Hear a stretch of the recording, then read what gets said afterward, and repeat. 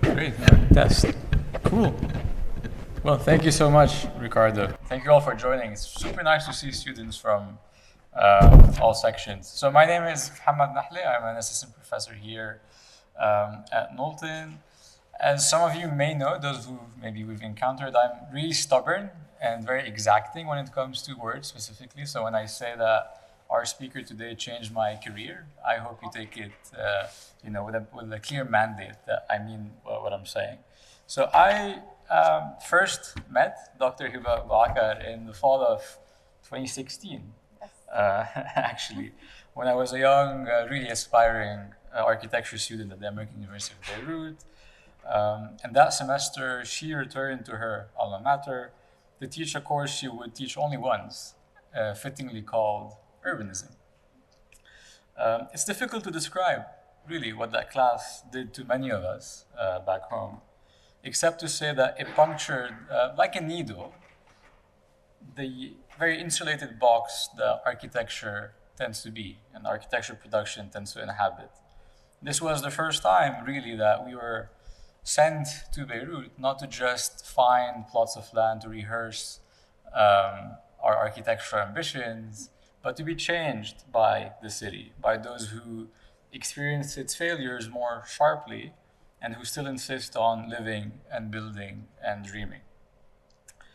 That Professor Bou Akar carries these discipline-puncturing needles is no surprise. She is, after all, a weaver herself. She wove Beirut's peripheries and their patchworks into her master's in city planning at MIT, and then into her PhD at UC Berkeley, where she worked them against the fabric of time.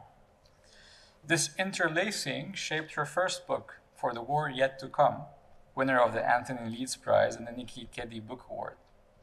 In it, she reveals how Beirut's urban peripheries are governed less by dreams of progress than by the anticipation of violence, as sectarian political actors deploy planning, and more specifically, what she refers to as lacework zoning, to cut and stitch neighborhoods, hem new frontiers, and prepare for the war or wars yet to come or coming. Planning Beirut's peripheries then required the work of master weavers, those adept at stitching sectarianism and conflict into the built environment. Theorizing those peripheries demands a similar mastery, but one that, as Bou Akar's research demonstrates, works to undo those stitches and account for the lives caught within them. This research, as we'll see today, is less about Beirut and more from Beirut, directed outward, urgently, now more than ever. In her essay, in fact, The Search for Hope, Bou Akar writes that the hope for liberation today, and I quote, requires a global remaking that stitches the islands of hope produced by urban struggles in Beirut with those islands of hope opening up in American cities, Paris's banlieue, Johannesburg's, Soweto's, and elsewhere. For many, it may seem absurd to think about these islands of hope at this time of extraordinary violence, oppression, militarization, genocide, fascism. But today's talk is precisely about that, about those who, for decades, have lived within the possibilities and geographies opened by foreclosed or dead futures, and who were forced to imagine new forms of living and sheltering in their wake. And so, for all the worlds that surface in the death of planning, and for all the needles we'll need to carry their urgencies forward, please join me in welcoming Dr. Hiba Bou Akar. Thank you. Thank you. Thank you, everyone, for being here. I wasn't planning on saying this, and you'll find become emotional in unexpected spaces. Thank you, Ricardo. Thank you, Mohammed. And it's nice. This is very generous, but it's also nice to hear about what education can do and achieve with people when we are as educators at the front line of oppression, of doxing, of all the horrors that we're getting for speaking up. So thank you for glimpses. Sometimes we see that students, or our engagement with students, have changed us and them, and that is what the most we can hope for as educators, especially at this very difficult fascist McCarthyian time against education and higher education. So thank you so much, especially at Columbia, where I come from. So today my talk is sedimentary urbanization, displacement, and thank you for Knowlton School for hosting me. This is the first time I am in Columbus, Ohio. It's wonderful to be here. And so my talk is entitled Sedimentary Urbanization, Displacement, Refugees, and the Afterlife Geographies of Dead Futures. And what I'm going to do with this talk, I'm going to first speak about my first work, my first book, The War Yet to Come, and then talk about my new project and how they're linked together in raising questions about temporalities when we think about the built environment.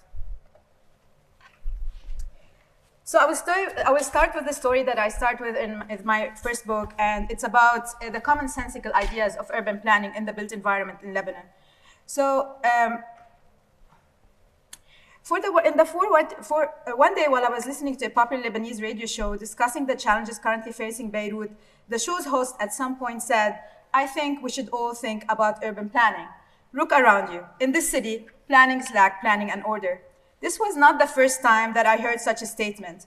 During my fieldwork and my engagement in Beirut for more than 20 years, I would often get the same reaction. "You went all the way to the United States and you came back here to study planning? Does planning even exist in this city?" For many interlocutors who had experienced a civil war, a 15-year civil war between 1975 and 1990, planning promised a better future, a future of well-being.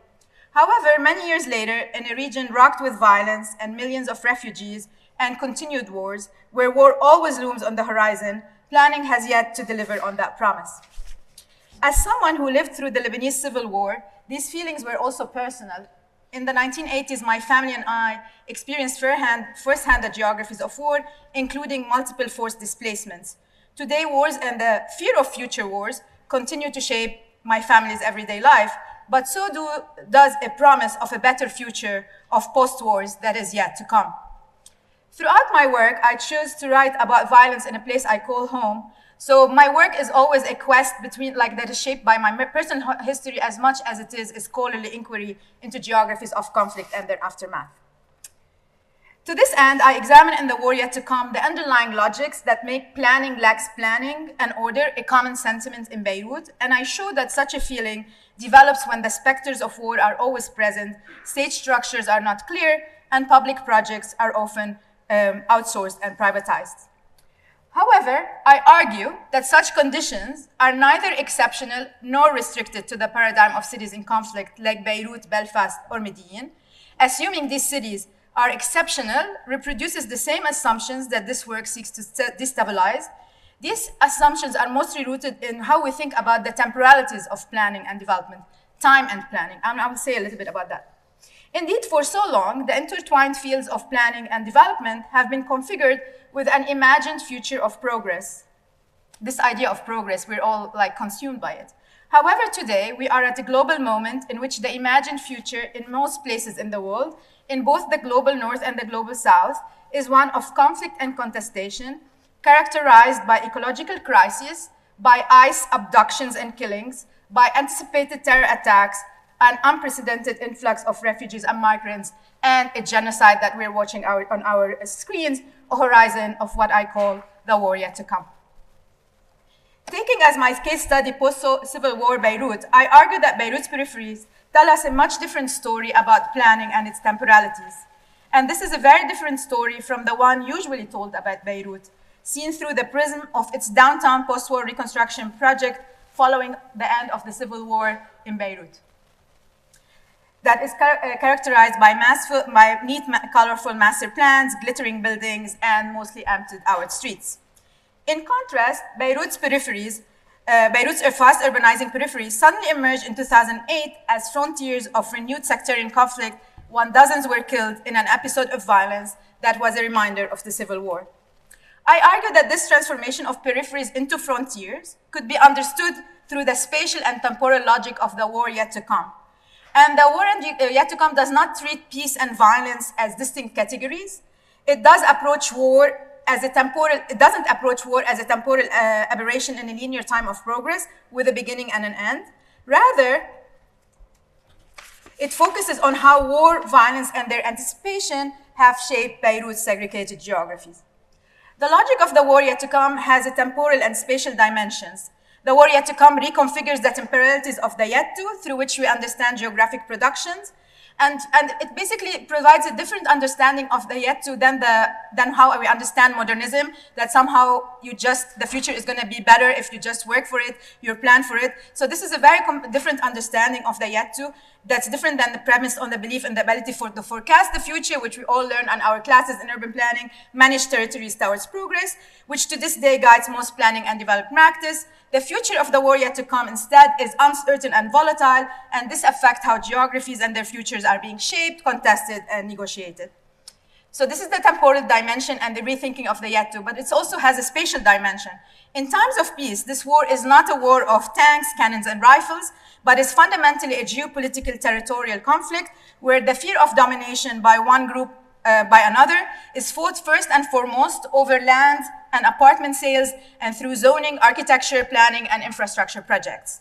The outcomes are planned and designed spaces, basically, that are low income, have overlapping industrial and residential zones where highways are never finished and playgrounds are never built. These are what I call the geographies of the war yet to come. And it's important to look at the actors of this geography because sometimes we understand the binary of like whether you're in planning or even in architecture that there's like a binary between private and public. So the actors are either the government, especially for example, if you come from Europe, or they're private entities. In Lebanon, you have to understand the actors and the relationship to state very differently. So it's the former civil war militias who are key to shaping these geographies. Since the end of the war, these militias have become major religious political organizations and are the primary spatial and development actors who challenge our understanding of geographic production because they simultaneously operate inside the government and outside it. And in this first book, the four actors I focus on are the Shia Hezbollah, which is famous globally, the Sunni Future Movement, the Druze Progressive Socialist Party, the PSP, and for those of you who are not familiar with the Druze, it's a minority religious group in the Middle East, and the Maronite Christian Church. Of course, the church is not a militia, but it has religious political organizations associated with it that were former militias. And these four groups were the most present on the ground in the southern peripheries areas where I conducted most of my fieldwork for this book. So to understand how planning is actually practiced on the ground, I basically conducted an ethnography of spatial practices in three southern peripheries of Beirut, namely Haymadi, Marem Khayel, Sahra Shweifet, and Dawhat Aramoun. And as you can see on this map, these areas are peripheries of not only municipal Beirut, let's see if this works. They're not only the peripheries of municipal Beirut, but they're also peripheries of the southern suburbs of Beirut that if you were watching the war that was unfolding in Lebanon recently, this is where it was happening in terms of close to the city, in terms of the destruction that was close to Beirut. Of course, the south is a different story. And these areas are peripheries of not only municipal Beirut, but also the southern suburbs of Beirut, commonly known as the Dahiya, and they are considered in the public media, in the media, international media and local media as the stronghold of Hezbollah. But of course, it's inhabited by people like us. So, Haymadi Marem Khayel, the neighborhood, I'm going to talk briefly about two of these sites before I move to my new project. So Haymadi Marem Khayel, the neighborhood closest to Beirut and Dahiya, was predominantly a Christian neighborhood before the civil war. And its post-conflict geography can be understood through what I call the doubleness of ruins. In early 2000, when I first visited, the streets were buzzing with life, children playing, elderly congregating around streets, and basically amid sounds coming from the busy light industries in the area. There was a big shoemaking industry at the time. The neighborhood's war-scarred building, bombed and abandoned during the Civil War, have been transformed into makeshift families for homes that were displaced for families that were displaced in 1975 from Lebanon. So, for example, if you look here, you see that they were like newer concrete blocks that were built inside the ruined buildings. So there were homes that were built inside the destroyed and abandoned buildings. Many families who I spoke to at the time had been living in the area for 30 years, and they were awaiting post-war governmental compensation to leave. When I returned after a few years, the area felt like a ghost town, as you can see in this picture. Most of the people have left the buildings. War-displaced families are basically evicted, ruins stood empty, new fancy yet empty buildings dotted the landscape, with apartments selling upward of $350,000. It was a checkered geography of ruined and new construction, And when I asked about why some buildings were still in ruins, and while many others were demolished and replaced, I learned that the church had stopped the sale and development of these ruins. So of course I became curious. My investigation into this checkered geography of ruins and construction shows how the area have become one of the major contested frontiers in times of peace, where the Christians and the Shias political parties are struggling over land. And they do through the Maronite, so it's the Maronite church on the Christian side and Hezbollah affiliate developers on the Shia side. If the ruins stayed intact, like in this case, it means that the church was able to buy the land. If they were displaced, that means if the Shia developers were able to buy that land, the ruins. Internationally, this contestation over territory, it unfolded through global networks of finance, fundraising, and religious allegiances that I basically traced to Australia, to Washington, D.C. I can speak more about this. On the local level, this territorial war is conducted through channeling real estate markets, changing land policies, and modifying building and zoning laws.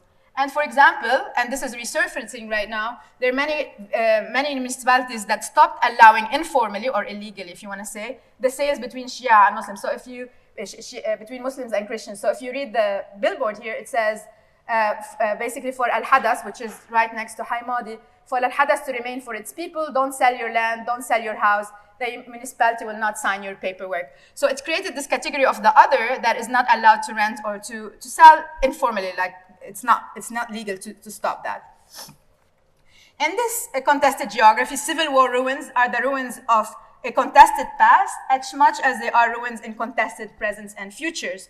And leftover ruins are indicators of an ongoing territorial war that's not different from the Civil War, but it's different tools. It's through land use, through housing, through architecture, through basically planning and zoning, in which we see the contradictions that lie between these binaries that we just assume what is peace, what is war, what is future, what is past, what is home, what is displacement, and even what is living, what is coexistence and what is segregation, right? Because this is a coexistence.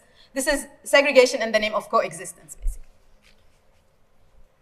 Many of the war-displaced families that I spoke to at the time in Haimadi had moved to Sahra Shweifet after receiving monetary compensation, which is the second side here. And Sahra Shweifet is located next to the Beirut International Airport, and is a second-tier periphery of Beirut and Dahi. And during the Civil War, the area was basically an agricultural land that was heavily guarded by its Druze landowners. And the two main warring factions here today are the Shia, or still to some extent, or have been, the Shia Hezbollah and the Druze PSP. After the end of the Civil War, with pressure of urbanization for Dahi, massive low-cost housing projects started mushrooming in the area. And I want you to remember this image because I'm going to come back to it at the end of my talk. So massive low-cost housing projects started mushrooming in the area, which eventually housed many of the Shia war-displaced families. They were mostly Hezbollah supporters, of course, because these are the networks through which you get housing. And the real estate developers were also Hezbollah affiliates who were financially supported to provide low-cost housing in the area. These massive developments did not go unnoticed by the municipality, which was affiliated with the Druze PSP, and there were hostilities between the two groups. And in order to stop the urbanization of the area as a Shia territory, the PSP, through different positions inside and outside the government, worked towards zoning the area as industrial. At the same time, Hezbollah worked to zone it as residential. As political alliances ebbed and flowed between the two groups, zoning and building laws kept changing. So for example, you see here, like I included 4 of these iterations, 1996, 2000, 2004, and 2008. You see that between 1996 and 2008, the master plan and zoning of Sahra Shweifet changed 8 times in 12 years. And if you're familiar with how we think about planning, usually you plan for 30 years, you plan for 50 years, you plan for 20 years. And here you have the plan changing basically every few months. Some of them I didn't include just by like Tipex or whiteners that removed certain lines and changed the area between residential and industrial. So in Sahra Shweifet, as one planner told me, industrial zone is a synonym for Druze territory, and residential zone is a synonym for Shia territory. When I was doing this work early on here in the US, I was like, oh, maybe this is like not gonna resonate with people. But then people start talking when I first came here about gerrymandering. And this is not very different, right? So it's not like some outrageous, like crazy thing. This is what's happening right now here, in which you change the lines basically to change the voting. So it's not very far from it, but it's a more extreme case. So between industrial and residential, Sahra Jwaifet is now a patchwork of apartment buildings in the vicinity of industries and an active urban agriculture area. So every winter in the area witnesses an environmental disaster when rainwater gets mixed with industrial waste and soil fills the residential streets. In 2008, as sectarian battles raged in the streets of Sahra Jwaifet, another battle took over another zoning reiteration, and the PSP passed a master plan that reinscribed the area as middle income to slow its urbanization. And so if you look at this table, you can see, for example, in 2004, it allowed for hollow concrete facades and it allowed for congregated tin sheets. People who are familiar with material costs and stuff, this is very low cost, right? You're like hollow concrete and corrugated sheets. In 2008, you see that they changed completely the requirements, that now you have to have that it's 60% natural stone, cladded, which is very expensive. 60% of the roof should be red tile, very expensive. And then the number of apartments were decreased to 2 apartments per floor. So that means this is becomes a much more expensive area to build in. This rezoning is not only related to these actors positioning in local wars, but also regional ones. Sahra Jwaifet was bombed in the July 2006 war, Israelis' war in Lebanon. It was targeted by ISIS-affiliated bombing in 2014. And I will circle back at the end of the talk to discuss the positionality of Sahra Jwaifet in the Israelis' latest war on Lebanon this past year as the genocide unfolded in Gaza. Therefore, military geographies are also key to zoning these areas, since both actors function as paramilitaries with expected roles in local and regional wars to come. Therefore, paramilitary urban strategies like domination of hilltops, and I'll explain here, and the access to weapons to tunnels is key to these geographies. So for example, they changed the zoning here from, it was a mixed commercial area to villas only, and the villas only allow like a single family homes here. You need a big piece of land to build one house for one family, and it used to be much more dense before, and they changed that. And so the contestation, so it becomes like a much more dense area on the top of the hill that stops the militarization of the hills that I can speak more about. So, this also, the PSP rezoning of hilltops as villa zone aimed to stop urbanization on military strategic sites, as you can see in this change from D to V. These planning practices have now created what I call the lacework of urbanization that folds areas for housing into industrial and agricultural zones, mixed areas controlled by Shias with ones that are controlled by Druze, and delineates new contours of sectarian violence and engagement that are always changing and shifting over time. Not far from Sahra Jwaifet is Dawhat Aramoun, the furthest of the 3 sites from Beirut and Dahi, and it's usually considered, I lived there after the civil war when I was growing up, and it's considered like no one wanted to come visit me in Dawhat Aramoun. It's this boring bedroom community until I started doing research there, and it's far from boring. So its urban development is characterized by a mixture of lavishness and extreme poverty, of spectacular views of the Mediterranean Sea, and of garbage filling its rivers and streams. This was a result of how the area has ballooned over time without much regulation to a dense periphery for Sunni families undergoing gentrification by post-war reconstruction of downtown Beirut, and the politicized international aid that flowed into the country to the future movement after the end of the civil war in 1992. I won't go into details, but I can answer questions about that. And I will talk about Dawhat Aramoun in a minute. So this was my first project, and the first project I was interested in trying to make a point about foreclosed futures in planning, because as I did my work here, in the hallways of academia in the US, there's always this people were talking about I was doing coursework like you are all doing, and I was like, but this future doesn't map to what I grew up in as a person who grew up in a civil war and post-civil war. I was like, something is off. So by studying ethnographically, I was able to make an intervention on the temporal conceptuality of planning that we can discuss about what's the horizon of planning. Now, now after the war yet to come, I started asking a different question. It's from the war yet to come, side Dawhat Aramoun, that I start my current project entitled Sedimentary Urbanization, Displacement, Refugees, and the Afterlives of Dead Futures. So in the war yet to come, I explored how geographies are planned, lived, and practiced within a future as foreclosed In this project, I extend that inquiry by asking what possibilities can forecast futures open for new unplanned futures? How might new forms of living and shelter emerge that were not were not part of the original plan? So let's say the future died, right? Which is what we're seeing. There's no death, total death. There are afterlives that are emerged. So what are these afterlives and how can we think about them? So since 2011, thousands of Syrian families arrived to Beirut's periphery seeking shelter away from the Syrian war. Because the Lebanese government refused to establish camps for them, thousands have settled formally and informally in Beirut's peripheries since the onset of the Syrian war. The Syrian refugees arrived to Dawhat Aramon, the last site I was researching in my first book, by following the existing networks of their family members, including those who have worked as Syrian migrant laborers before the Syrian civil war. And most of the families I interviewed there, refugees and locals, live in basically extreme poverty and crowded housing conditions. So seeking shelter outside camps, many refugees, especially the mostly economically disadvantaged, became what is known as urban refugees in international aid lingo. Basically, these are the people who don't end up in camps, but end up in basically squatting or renting on the housing market. So mostly renting rundown apartments.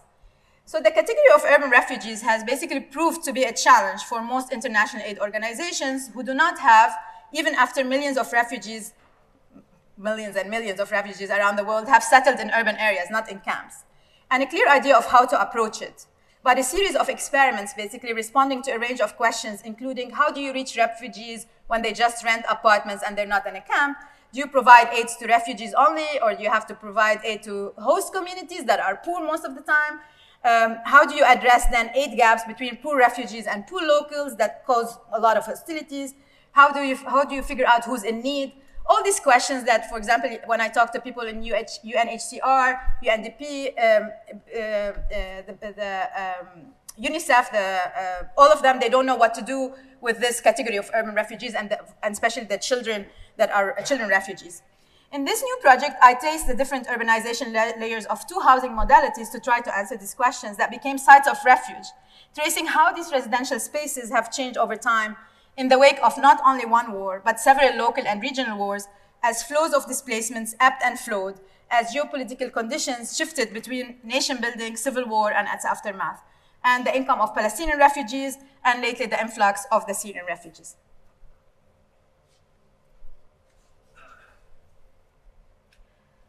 So I used this concept of sedimentary urbanization. I borrow sedimentation from the natural sciences, but sedimentation is a process of settling that is the result of multiple processes that move across space and time. Through these processes of sedimentation, new geographies emerge. Thinking of it temporally, sedimentation has long temporal duration during which both the initial state, the initial spatial configuration is changed, and the final spatial configuration is changed, and also as well as the spaces in between. So I therefore use the concept of sedimentary urbanization to think about what may call the afterlives of dead futures, which calls into attention the many ways in which the geographies of imagined futures of the past, that of planning, of building laws, of suburbanization, humanitarian aid, have been reconfigured within the geographies of the civil war, occupation, Syrian war, to have become dead futures that basically that open up the possibilities of shelter, not in a very decent way, but still there is afterlives for these geographies. So through ethnographic and archival research and interviews that I've been basically conducting for 6 years, and it's a very tough thing to research because there's always people leaving, there's like the population is not stable, so you're always meeting new people. So we can talk more about, I had this lunch with students earlier today, and we were talking about methods of research that are not traditional, so I'm happy to talk more about methods of research. But basically, it's very hard to do this kind of work. And so I've interviewed resident refugees, mosque workers, municipal officers, as well as representatives from aid organizations to discuss the failures and the successes of aid funding improvements in projects that I call, in this case, I call Villa Mkahal, and Zahra as a pseudonym for the project. As these agencies scouted for refugees, in apartment buildings and abandoned shelters, their intervention ranged from pipes, sewers, waste infrastructure to bathroom installations. And these interventions crisscross basically between the Lebanese and the Syrian, who don't want to do anything with each other, but somehow the infrastructure connects them together, the pipes and the cleaning that the constant cleaning that they have to do, and it as well as shows the disjunctions between refugees and residency through the service provision. So basically, I use sedimentary urbanization not only as a theoretical lens, but also as a method of inquiry of excavation that we can talk about. So in the two housing modalities, I examine basically these interrelated layers. So in Villa Mkahal, I look at suburbanization, occupation, refugees, and the afterlife, and I'll briefly talk about them. For example, in Villa Mkahal, I'm studying basically how the suburbanization of Beirut, for example, one of the things that happened is the US was interested in some point in the 50s in making levee towns in Beirut. So some of you know what the suburban levee towns here. And so they were sending aid, and Eisenhower was interested in stopping the communism from taking shape in many countries around the world, including Lebanon. And so basically what they did is, and I'll show you here, I'll go back to this, is the first US military landing happened in Lebanon in front of Dawhat Aramun in 1958. And then there were also a lot of money that was sent there by the Americans for the shaping of a Levittown kind of geography to basically stop Lebanon from joining the acts of Nasser, Abdel Nasser in Egypt and the other Arab nationals and the Soviet Union. And so this is one of the elements of the suburbanization. The other element was the hiring of the French Michel Ecochard, who is a very famous architect who shaped a lot of cities in post-colonial, in the countries that were colonized by France. And so he also has his other vision for suburbanization. This coincided with the mandate of the Michel Ecochard, a French planner and architect, to master plan Beirut and its suburb that included a similar vision of suburbia like Levittown, low-rise, dispersed form urbanization, basically urban sprawl. And so they created basically a utopia for suburbanization that did not work in Lebanon, and I'm not going to go into details here, but basically this is Dawhat Aramun. It's eventually Dawhat Aramun became the target of a land personalization scheme that aimed to reproduce a Levittown of sorts for the upper income, and where the suburb was imagined to be a destination for higher income residents. Villas were built in the area that became home to the ambassador of the United States and other foreign dignitaries, as well as the head of the Lebanese parliament and other Lebanese wealthy families. And so with the onset of the Civil War, these utopic planning suburban dreams was halted and another future emerged. And that is the future of occupation. And so during the Civil War, there was an arrested future of Western suburbia, and Syrian armed forces occupied strategic sites, including this site, Mkahal. And I'm just gonna go back to the villa I'm talking about. So this is the villa I'm talking about. And what you see here these different layers that I'm talking about. So this is the first wall when it was built as a villa from Levittown. And these are like the barbed wires that was put in the occupied. And then you see eventually it was occupied by the refugees. I'll talk about it. And so they inserted these like new concrete blocks. And then the humanitarian aid came and put the pipes for them because they didn't have enough bathrooms. So you start to see on the facade of the building these different layers that shaped the geography and basically the sedimentation of these different histories into one housing unit.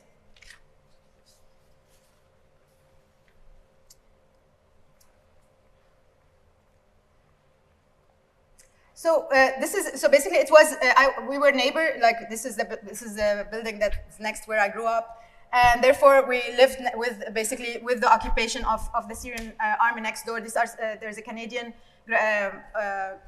photographer that went and photographed after the Syrian armies went out of the graffiti that they included on the walls in these villas. And basically, the Syrian armed forces played a key role in this urbanization. They became the de facto rulers on the ground. They condoned extra legal construction in exchange for apartments. And they basically generated a frenzy pace of urbanization because of this pattern-client relationship that developers established with the Syrian army. And then this is the prototype of the villa that was created in Levittown, Dawhat Aramun. And eventually, this one villa that was made for one person eventually was 28 refugee families moved in. So starting in the Syrian war, 1.5 million refugees moved into Lebanon, and so 28 families ended up into this shelter. And so when I went to interview people like there, I was able to take a picture of one of the units inside. So this is one of the units that were developed, one of the 28 units. So this is the housing unit of Yasser. And I'm gonna show you here because this is just like that big. And so this is basically the bed, and this is the kitchen. So you see the table here is the table. I just couldn't take one photo. And this is the bathroom. And so this is the whole unit that we're talking about of how the refugees settle. You can see the kitchen and the bathroom and the bedroom all in the same 2 by 2, less, maybe 1.5 by 1.5 meters. The settlement of the refugees was facilitated by the manager of the next door mosque, who's a housing developer. And families said they don't pay rent. And the families basically is managed by this Hajj who provided them money and provided them material. And I was like curious about why he did that. And so I interviewed one of the refugees there, and I said, I asked him about how did they settle there, and he said, the Hajj told us that he sheltered us here as a retaliation against the Syrian armed forces that have confiscated his villa for 2 decades against his will, hinting that the refugees in the villa were sympathetic to the Syrian opposition at the time. But when I met the Hajj, the same Hajj that has settled them there, I asked him, why did you do that? Why did you not develop the land into an apartment building like the rest of Rawha Daramun? Why settle refugees instead of transforming the villa into a profitable housing development? Why allow this kind of afterlife of a dead future of the villa? And he basically articulated a utopic of a future of the afterlife that has guided his refugee strategy. So he immediately responded. He said, not everything is about life transactions. Some transactions need to be done with God, in reference to his work that sheltering the refugees is basically banking for his afterlife. At the same time that this was happening with the villa, all the areas around it, people were like did not want to live next to refugees. So you see here all the signs that says for sale, for sale. So everyone around them, including my family, started moving away from the neighborhood. Last year, when I went there, I wanted to interview again, because this is how I do work when you're working in the US and doing research in Lebanon, you have to go very often there. So I went to interview 6 years after what's going on, and I realized that they were kicked out, and I still don't have the story of where these 28 families left, where they are. So just it's an empty villa right now, waiting for a new turn. And I just interviewed the developer, who's the brother of the Hajj, and he said they're going to build it into a big project that they're waiting to see what the vision is for. The next project I'm working on is next to it is Zahra. The next housing sedimentation I'm working on is Zahra project, and the second this modality basically is inhabited by a mix of poor Lebanese families without property titles and more than 200 Syrian refugee families who can only afford to rent there because of the apartment's informal structure. So basically, Zahra, I examined different flows, the global city, capitalism, informality, refugees, and greening the slums. So the Zahra project is basically notorious for its heap of garbage in the alleyways, clogged sanitation pipes, and the myriad skin diseases that plagues its children. In Zahra, daily life is shaped by itineraries of displacement and international conflict in Syria, pre-war transnational migrant labor networks, international refugee aid. And I just want to point that this is a sewage wall. This is the sewage here, and so the children are basically always playing next to a constant sewage wall, the green wall. While the Lebanese children go to the town's public school, most of the Syrian children, many who are not registered for the UNHCR, are not in school, spending most of their days playing in Zahra's garbage-filled open spaces. So I'm going to show a part of a small documentary that I did that will give you a sense of the site more than I can articulate in words, and then I will take it from there.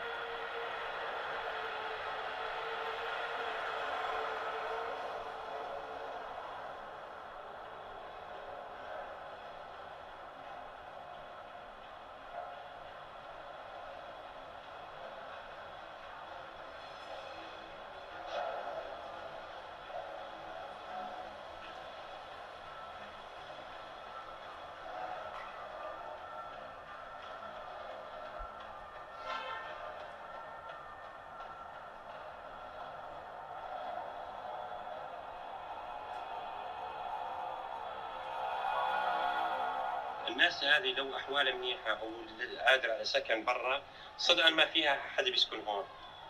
المشروع العباس كله ما حدا بيسكن. المي مش متوفرت له المي. المي مو متوفرة. مي الغسيل مي الحمام. قديش اجر من البيت هون؟ $200. شفتي؟ على العظم ولا باب ولا شباك ولا مغسله. والشتاء يعني مقبل علينا ده. لو عندي حيوان ما بحطه هون مشروع العباس.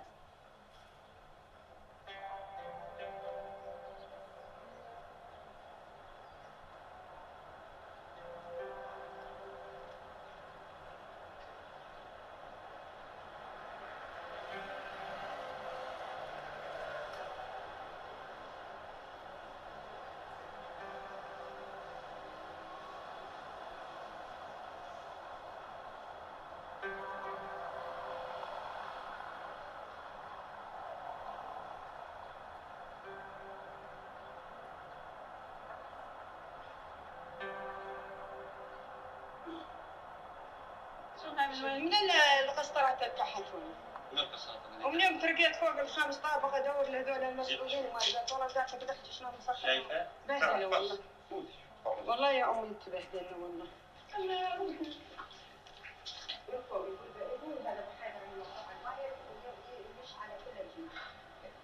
كم حدا قاعدين بالبيت هون؟ احنا 5.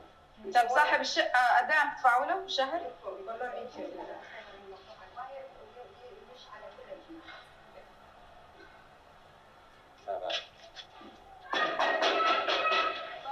شنو عايشين نجيب الموت. قديش اجر هون؟ $200 عم يدفعوا. يعني على الحيطان ما بيسوى. وين صاحب الشقة عايش؟ صاحب الشقة أو صاحب بألمانيا وبس عمه هون ياخذ الأجر.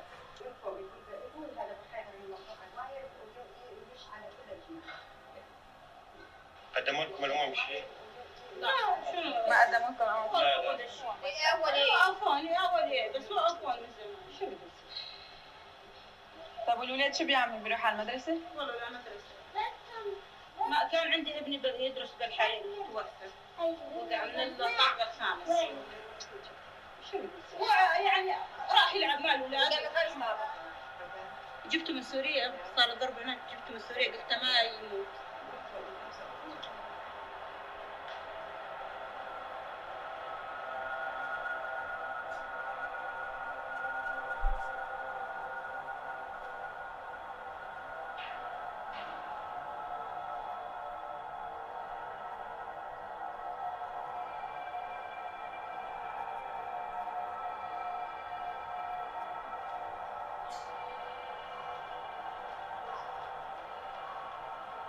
هون يتلقوا يقدروا يقعدوا بالليل يقدروا كلهم يلاقوا اكل كل واحد عنده البيت ويعملوا قعدات هلا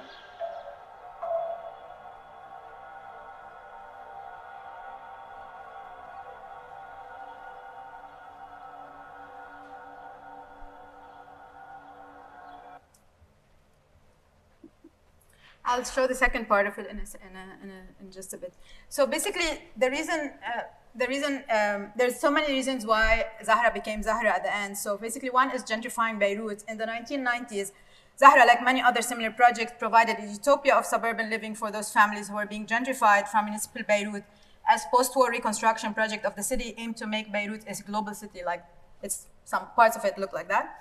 That became unaffordable to its residents. Middle-income families were sold dream apartments in green areas with trees and birds, like you saw in Zahra, only to realize later that these promises failed and many developers basically defaulted on their payments and ran away. This guy lives in Miami, the developer. Many families found themselves living in vertical informal squatter settlements, basically. So this is one of the layers. The second layer is basically this is the gentrification that was happening from Beirut to suburbs of Beirut. There's the debris of capitalism. Basically, these unfinished projects. So, for example, I show here a sketch of he didn't even finish the buildings, but all are sold. So many people came to look for their apartments, only to find that they're apartments in the air, like air apartments that they were never built. And so there was some political maneuvering to move certain people to the apartments that were finished. So basically, there's an entire complex of this that was not built but paid for by the people. So basically, it became a massive complicated legal situation. And informality, because basically developer like Zahra's developer did not complete the project, and because of that, there are no title deeds for people who had already paid for their apartments, and basically it became squatter settlements, and there are lawsuits, and even the landowner killed, like there's also a crime there, that's like the landowner killed the brother of the developer over this. And so the last layer is the current refugees, and the failure of this plan allowed the possibility for shelter and refuge for many marginalized families that currently live there. And due to its informal status, Zahra became the destination for many poor refugees as well, including Lebanese families, because basically it became cheaper to rent more than elsewhere, and more than 200 Syrian families moved in, often sharing apartments between 3-4 families. Over time, the project became notorious for the heaps of garbage in its alleyways, clogged sanitation pipes, and the skin diseases that plague its children. And basically, most Lebanese rented out to Syrians, and they moved out. And they were charging them really high rents, like $200, $300 per apartment, depending on the quality of the finished apartment. And basically, other Lebanese who could not afford it were stuck. And so one of the Lebanese residents I interviewed, she said, and I quote, "In such living conditions, we are more refugees than the Syrian refugees themselves." And so it's basically became a site of extreme garbage. I've been working there for 6 years. I've worked all my life in informal settlements. This is the worst I've been to. It's basically mold everywhere. And the identity is protected for these kids because this was like 7-8 years ago. So they're now teenagers. And it's a mold, and actually it's sewage that seeps into the walls that you see behind them. And the international aid organizations that were scrambling to figure out how to reach urban refugees, basically in 2015, residents lobbied the UNHCR along with other international aid organizations, basically to update the project's water and sanitation infrastructure and improve the living conditions of the Syrian refugees inhabitants. These interventions would also benefit the project's poor Lebanese residents. And so what the international aid organization is basically, they came in and replaced the pipes that were breaking. However, what happened is that because the temporalities of the international aid is very different than reality, they thought that the refugees were going to be there only for 2 or 3 years. So they basically put pipes that are this big, basically 5 centimeters. And therefore, within 1 or 2 years, because you have 500 people living in this, they all broke down. So the temporalities of the humanitarian aid is very different than the realities of refugees, which do not live in 1 or 2 years. Basically, they never leave. There's still years. There are many there. So the imagined time of refugees of the UNHCR was 2 to 3 years, after which the refugees would return home. But that's not what happened. So I'm going to show the rest of the film, or another part of the film, and then you can see the pipes. So these are the pipes that the refugees themselves eventually put to replace what the UNHCR had did. They got money together and tried to replace the system themselves.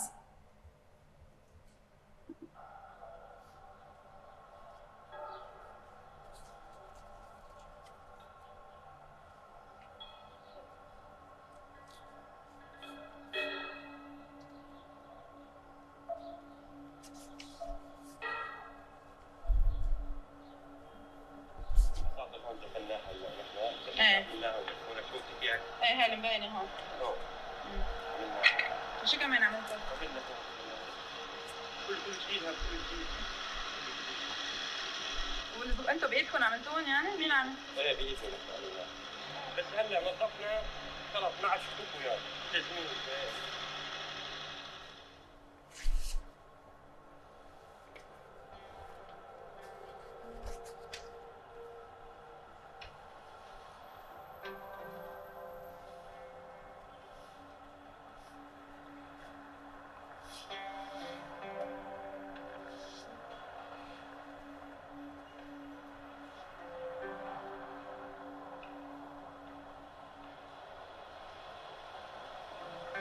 اشتغلناها واشتغلنا كل شيء، بس هي بدها شغل اكثر، يعني بدها دعم افضل، بدها شغل صحيه افضل. غيرنا في سبيل، بس اللي راكب قديم عم يفك عم ينتزع. تعرف لما جينا السنة الماضية حسيتك كنت كثير متفائل أكثر. بقول لك صراحة يعني اللبنانيين ما بيحبوا نشتغل. يعني اليوم أنا مستأجر، بيجي بصلح لصاحب الشقة تقول له تعال ارسم لي خيم، ما بيرسم.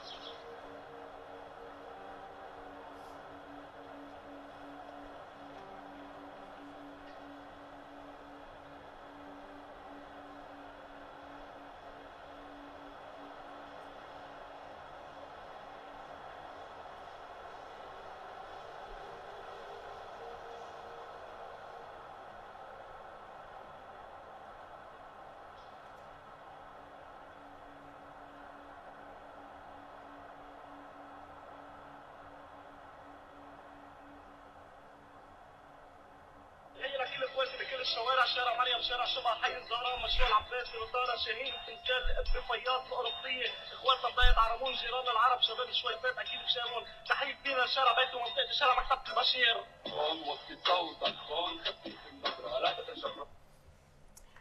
So basically, what you're seeing here is this honeycomb of jurisdiction between the abandonment, basically, by the Lebanese government, by the international aid organizations, by any kind of entity, and basically people are left together. However, the state and the specters of the police and I didn't talk about this, but like the terrorism charges, etc., are always there, so that shapes the geography from the outside. However, people have to use their own bodies to make the pipes work. They have to make like their own labor, basically the cleaning, the constituent working with the pipes, the constantly working with the pits to make the sewage and the water moving is part of actually how these infrastructures. So the bodies of the people become an extension of the infrastructure for the infrastructure to work, and this is the labor that becomes invisible to us because we don't see it. So while the first project I looked at, I wanted to make a point about how planning is not, it's not like there is no planning, that actually these areas were intricately planned, they were very much planned. So the idea that planning doesn't exist is not true, is that how planning is being used by political parties. In this case, in this project, I'm looking about what does it mean for these invisible bodies, infrastructure that works with the materiality of the built environment to be invisible for planners. But not everything is all doom. So at some point, I was like, as a planner, I was like, okay, I have an undergrad in architecture. I worked as a designer for a little bit. I was like, okay, like it can't be that I just go and then get testimonies from people and leave. Like it felt horrible because it's been 6 years. Every day, every time I go, it's more garbage. Sometimes a bit less garbage than more garbage. So last year, I decided to intervene myself. I'm going to show you a small video. I don't know how I feel about that. You can ask me questions, but I'll show you a little bit of that. I stitched together a few videos just before the talk. Oh, so I'll tell you the background. So one of the things that I asked about, like, what can be done about the garbage, like concretely. And they said that most of the families send their kids that are children, like 6, 7 years old, to throw the garbage because they don't go down to this masculine space. Most of the women don't go down to the masculine space. So I said, like, what could help? And they're like, maybe if we build, the Lebanese and the Syrians that live there, maybe we can build stairs because like the children come and drop the garbage next to the pin because they can't reach the pin. And so they're like, maybe we can build something for the children to reach the garbage bin. And I was like, okay, that's easy. So I used some research funds, and then as a researcher became an actor in the project, and we can discuss what that means. I'm still reflecting on that. So I'm going to show you this process in which like the whole community had to come together to build the stairs, and I'll show you a little bit.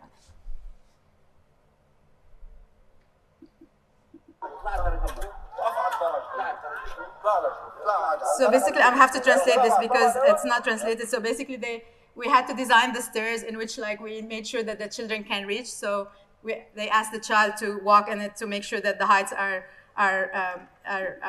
feasible.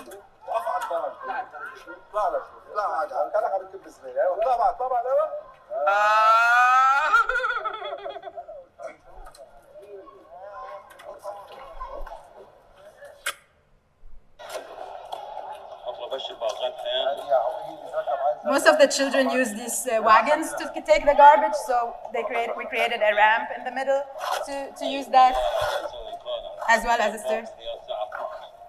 لسه ما اكل ولا غسل ولا شيء، بساعد نزل لانه بلش يحط لهم، جايب لهم تفاح وبيض ومن شنو. احنا ما جانا. Of course, we can talk about gender dynamics. It's unusual for a woman to be present in that space, but I was participating.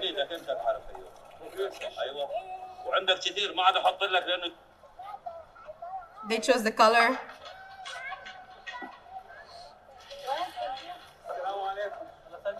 عندك المساعد مش منيح ها؟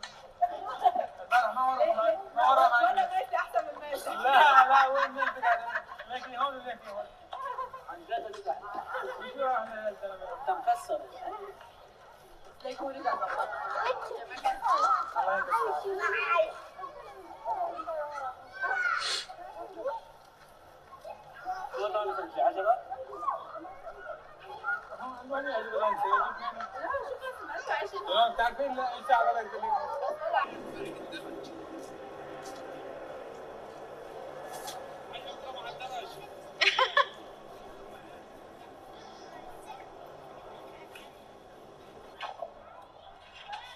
And that's a few months later, I went and took it just to figure out how it's being used, just from far away, a little bit from the top of the building, and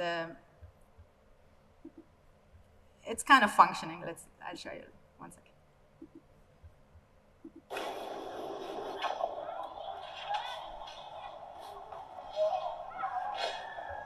والله فظيعين عم بيطلعوا So basically, just final thoughts or initial thoughts, and I'm going to show you what happened with my research choice from the first book. So my research so far shows how aid organizations have become contested between international and local jurisdiction, rendering these interventions ineffective and left to decay without maintenance, and further contributing to the environmental crisis that people have to endure and basically have to patch and stitch every day with their own bodies. So the pipes and the spits and the diapers, everything has to be basically based on people's labors, everyday labor and their time. And so in the case of Beirut, while providing basic shelter for many, these spaces of poverty have become contested terrains, not only along sectarian lines, but most importantly along national lines, fueling xenophobia. So for example, through pipes, through this lack of cleanliness, through garbage, there's a lot of racialization that happens of the other, of the Syrian other, of the Palestinian other, that from the Lebanese side. And basically it questions ideas of urban citizenship that is articulated over the materiality of these spaces, over garbage disposal, broken pipes, and overlong spillage. So while the Syrian refugees are unable to imagine the futures as the war in Syria continued to rage, until recently, the Lebanese families still dream of greening the project like this guy was going, like it used to be fountains and greenery around, and hopefully the departure of refugees will allow for that. And so this sedimentary urbanization project excavates the intertwined histories of geographies of the housing market and the making of the global city, and all these different transnational networks that I talked about, to try to understand how these afterlives of dead geographies, what kind of lives they inhabit and how are being shaped by basically everyday life. And so the question that basically I ask in the end is that, is it possible, and I'm going to show you what happened in this side. So this is basically I asked you to remember one of the images from my previous work, and so this is what you're going to see here. Keep your eye on the background. And so this just happened last year with the latest round of Israeli war on the projects that I was studying.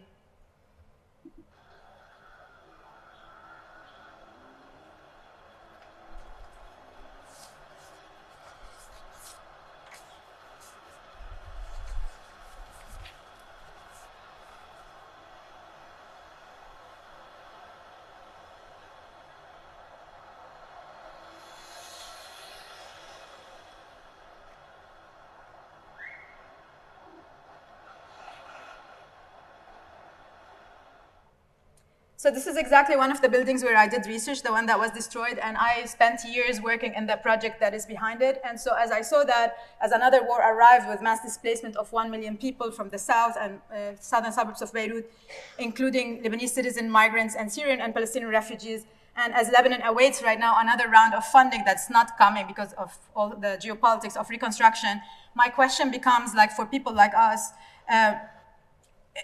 for people who do research or do interventions, architects, planners, policymakers, my question becomes about whether in cities like Beirut, can we even have a time to think about planning for the geographies of dead futures or the afterlife, or whether we always remain thinking about planning the futures of the geographers of the dead, basically. So thank you so much, and I'd be happy to have some questions to accompany this presentation. Thank you.